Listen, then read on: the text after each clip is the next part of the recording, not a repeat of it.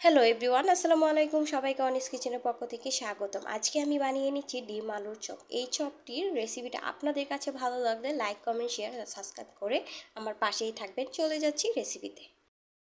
আলুর চপ বানানোর জন্য প্রথমে বেসনের একটা গোলা তৈরি করে নিচ্ছি। আমি 1 কাপেরও কম দিয়েছি। আর নিয়ে নিচ্ছি হাফ কাপ ময়দা। এই ময়দা কারণে আপনার চপটা 3-4 ঘন্টার জন্য মুচমুচে থাকবে। আপনারা চাইলে চালের গুঁড়িও অ্যাড করতে পারেন।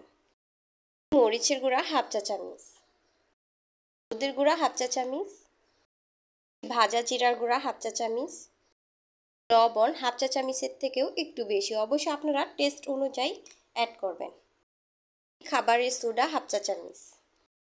উপকরণগুলো খুব ভালো করে একটি হ্যান্ড মিক্সার দিয়ে মিশিয়ে নিচ্ছি। মিশিয়ে নেওয়ার পর দিয়ে দিচ্ছি পানি, অল্প অল্প করে পানি দিয়ে তারপরে আমি এটা তৈরি করে নিচ্ছি। করে হ্যান্ড মিক্সার দিয়ে খুব ভালো করে ফেটিয়ে নিচ্ছি। ফেটিয়ে নেওয়ার পর ময়দা আর বেসনের মিশ্রণটা একদম দেখিয়ে দিচ্ছি কেমন হয়েছে। একদম পাতলাও না আবার ঘনও না। এখন একটা সাইডে রেখে এখন চলে যাচ্ছি চপগুলো বানিয়ে নিতে। কি কি লাগছে উপকরণগুলো সেগুলো দেখিয়ে দিচ্ছি, চলেন দেখে আসি। এখানে সিদ্ধ করে আলু আর ডিম নিয়েছি। একটা ডিম নিয়েছি, 3টা বেশ বড় সাইজের আলু নিয়েছি। তারপরে এটাকে গ্রেট করে নিয়েছি। দিচ্ছি হাফ বাটি পেঁয়াজ বেরেস্তা, এতে করে আপনার চপগুলো অনেক বেশি টেস্টি হবে। ঝালের জন্য দিয়ে দিচ্ছি কাঁচামরিচ কুচি 5টা। দিচ্ছি 1 চা চামচ চাট মশলা। এই চাট মশলা দিলে আর কোনো কিছু দেওয়ার প্রয়োজন হবে না এই জায়গায়, আর অন্য উপকরণ দেওয়ার প্রয়োজন নেই। দিচ্ছি সরিষার তেল, টেবিল চামচ দিয়েছি। এই সরিষার তেল দেওয়ার কারণে আপনার চপটা এত বেশি ভালো হবে বা খেতে এত বেশি টেস্ট হবে, একবার বানিয়ে খেয়ে দেখতে পারেন সরিষার তেল দিয়ে।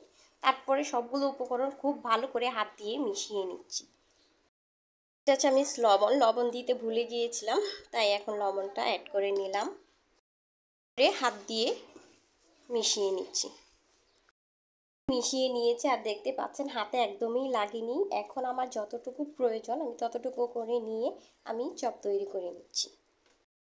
ঘুরিয়ে গোল করে নিয়েছি, তারপরে হালকা একটু চেপে দিচ্ছি সুন্দর একটা শেপ আনার জন্য।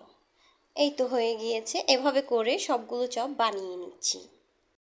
চপ তৈরি করে নিয়েছি। আমি যে ময়দা আর বেসনের মিশ্রণটা রেডি করে রেখেছি, তো ওর মধ্যে কুট করে নিচ্ছি। সবগুলো এর মধ্যে দিয়ে দিচ্ছি। খুব ভালো করে কাঁটা চামচ দিয়ে এভাবে করে নিচ্ছি। তারপরে গরম তেলের মধ্যে এটা ছেড়ে দিচ্ছি। বেশ কিছু তেল নিয়ে গরম করে নিয়েছি, আর এই ডুবা তেলের মধ্যে আমি চপগুলো দিয়ে দিচ্ছি। বেশি দেওয়া যাবে না, যেহেতু ছোট্ট কড়াই, এটা লোহার কড়াইয়ে বসিয়েছি, তাই অল্প অল্প করে দিয়েই এভাবে আমি ভেজে নিচ্ছি। সময় নিয়ে মাঝারি আছে চপগুলো ভেজে নিয়েছি, এখন উঠিয়ে নিচ্ছি। একটু সময় ধরে ভেজে নিলে যেটা হবে অনেকটা মুচমুচি হবে, দীর্ঘ সময় থাকবে, 3-4 ঘন্টা মুচমুচি। ডিম আলুর চপ একদম রেডি। চুলা থেকে নামিয়ে নিয়েছি, একটু লালচা করে ভেজে নিয়েছি সময় ধরে। আপনারা চাইলে কম বেশি করে ভেজে নিতে পারেন। ইফতারের জন্য প্রতিটা ঘরে ঘরে এরকম চপ সবার ঘরে তৈরি করা হয়। আসলে এভাবে তৈরি করলে অনেক বেশি ভালো লাগে। আজকে এই পর্যন্তই। সবাই ভালো থাকবেন, সুস্থ থাকবেন। আল্লাহ হাফেজ।